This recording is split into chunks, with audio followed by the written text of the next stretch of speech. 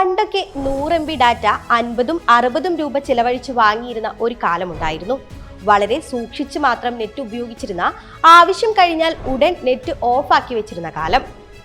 ഇതിനൊരു മാറ്റം കൊണ്ടുവന്നത് റിലയൻസ് ജിയോ ആണ്. വിപ്ലവകരമായ മാറ്റം. അതിന്റെ ഫലമാണ് ഇന്ന് 200 രൂപ മുതൽ ലഭിക്കുന്ന അൺലിമിറ്റഡ് ഇന്റർനെറ്റ് സൗകര്യം. ഇന്നൊരു അൺലിമിറ്റഡ് പാക്ക് റീചാർജ് ചെയ്താൽ 4G അല്ലെങ്കിൽ 5G unlimited internet, unlimited call, SMS എന്നിവയാണ് 28-30 ദിവസത്തേക്ക് ലഭിക്കുന്നത്. ഇന്ത്യയിലെ ഒട്ടുമിക്ക ഇന്റർനെറ്റ് സിം ഓപ്പറേറ്റർമാരുടെ ഏറ്റവും കുറഞ്ഞ അൺലിമിറ്റഡ് പാക്കിന്റെ നിരക്ക് 200-ഉം അതിൽ കൂടുതലുമാണ്. ആദ്യകാലത്ത് നമ്മുടെ രാജ്യത്ത് 125 കോടി ജനങ്ങളിൽ വളരെ ചെറിയൊരു ശതമാനം ആളുകൾക്ക് മാത്രമേ മൊബൈൽ ഫോൺ ഉണ്ടായിരുന്നുള്ളൂ. ഇതിൽ തന്നെ ഇന്റർനെറ്റ് ഉപയോഗിക്കുന്ന ആളുകൾ അതിലും കുറവാണ്. കാരണം അന്ന് 1GB, 2G, 3G ഡാറ്റ ലഭിക്കാനായി ഒരു വ്യക്തി 200 രൂപയാണ് മാസം ഒരു ടെലികോം ഓപ്പറേറ്റർക്ക് നൽകേണ്ടിയിരുന്നത്. അതുകൊണ്ട് വലിയൊരു വിഭാഗം ആളുകളും ആശ്രയിച്ചിരുന്നത് വോയിസ് കോളുകളെയും ടെക്സ്റ്റ് മെസ്സേജുകളെയുമാണ്. ആ സമയത്ത് ലോകരാജ്യങ്ങളുടെ ഇന്റർനെറ്റ് ഉപയോഗ പട്ടികയിൽ ഇന്ത്യയുടെ റാങ്ക് 155 ആയിരുന്നു. ഈ കാലഘട്ടത്തിലാണ് മുകേഷ് അംബാനിയുടെ റിലയൻസ് ടെലികോം ഇന്ത്യയിൽ വിപ്ലവം സൃഷ്ടിക്കാനെത്തുന്നത്. വർഷം 2002. ഇന്ത്യയിൽ മൊബൈൽ ഫോൺ എന്നത് ഒരു സ്റ്റാറ്റസ് സിംബലും സാധാരണക്കാർക്ക് അപ്രാപ്യവുമായിരുന്ന കാലഘട്ടം. അന്ന് റിലയൻസ് മൊബൈൽ നിലവിൽ വന്നു. CDMA ടെക്നോളജി ആദ്യമായി അവർ ഇന്ത്യയിൽ പരീക്ഷിച്ചു. ഒപ്പം 501 രൂപയ്ക്ക് ഹാൻഡ്സെറ്റും കണക്ഷനും എന്ന ഓഫറും നിലവിൽ വന്നു. സാധാരണക്കാർക്ക് താങ്ങാനാവാത്ത അക്കാലത്തെ ഹാൻഡ്സെറ്റ് വില എന്ന വേർതിരിവ് റിലയൻസ് ഇന്ത്യ മൊബൈൽ മാറ്റിമറിച്ചു. റിലയൻസ് മൊബൈൽ സ്റ്റോറുകളിൽ ജനം ഇരിച്ചു കയറി. വെറും 501 രൂപയ്ക്ക് അന്ന് മൾട്ടിമീഡിയ ഫോൺ ജനങ്ങൾക്കിടയിൽ തരംഗമായി.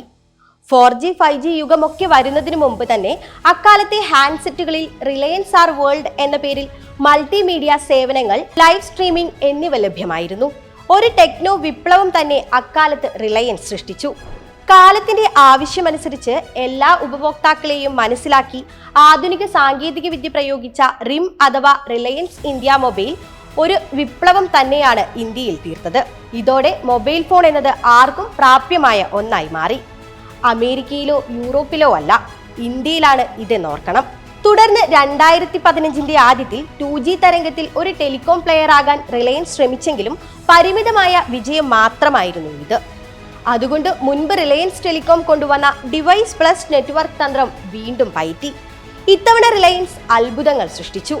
2016 സെപ്റ്റംബർ 5-ന് എല്ലാ ഉപഭോക്താക്കൾക്കുമായി മുകേഷ് അംബാനിയുടെ ജിയോ 4G സേവനങ്ങൾ ആരംഭിച്ചു.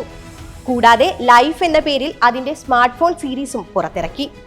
വോയിസിനും SMS-നും പുറമെ അതിവേഗ ഡാറ്റയിലാണ് റിലയൻസ് ജിയോ ഇൻഫോകോം ലിമിറ്റഡ് ശ്രദ്ധ കേന്ദ്രീകരിച്ചത്. എല്ലാ ജനപ്രിയ ടെലികോം ദാതാക്കളും പ്രതിമാസം 1GB ഡാറ്റ വാഗ്ദാനം ചെയ്യുന്ന വിപണിയിൽ പ്രതിദിനം 1GB 4G ഡാറ്റ പ്ലാനുകളാണ് ലോഞ്ച് ചെയ്തപ്പോൾ ജിയോ പ്രഖ്യാപിച്ചത്.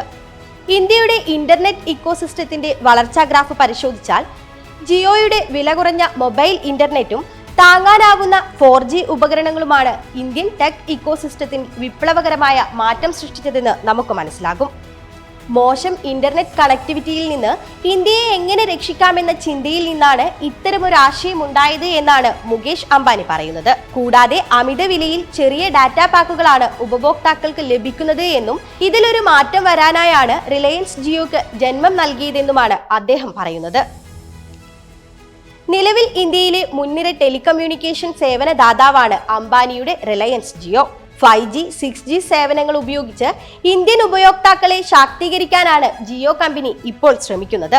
കൂടാതെ 179.93 ദശലക്ഷത്തിലധികം ഉപയോക്താക്കളുള്ള ജിയോ ലോകത്തിലെ തന്നെ 3ാമത്തെ വലിയ മൊബൈൽ നെറ്റ്വർക്ക് ഓപ്പറേറ്ററാണ്. ജോയിന്റ് ഇംപ്ലിമെന്റേഷൻ ഓപ്പർച്യൂണിറ്റീസ് എന്നതിന്റെ ചുരുക്കപ്പേരാണ് ജിയോ. റിലയൻസ് ജിയോയുടെ ലോഗോയുടെ അർത്ഥത്തിൽ തന്നെ അവരുടെ ഊർജമുണ്ട്. ലോഗോ ഒരു കണ്ണാടിയുടെ മുന്നിൽ പിടിച്ചു നോക്കിയാൽ ഓയിൽ എന്ന വാക്കാണ് കാണുക. റിലയൻസിന്റെ ഭൂതകാലത്തെയും ഭാവിയെയും മുന്നോട്ട് കൊണ്ടുപോകുന്ന ഒരു ഇന്ധനമെന്ന നിലയിലാണ് ജിയോയെ കാണുന്നത്. റിലയൻസ് ജിയോയുടെ മുദ്രാവാക്യം ഡിജിറ്റൽ ലൈഫാണ്. അതുപോലെ തന്നെ ഡിജിറ്റൽ ഇന്ത്യയുടെ ഭാവിയിൽ ജിയോയുടെ പങ്ക് വളരെ വലുതാണ്.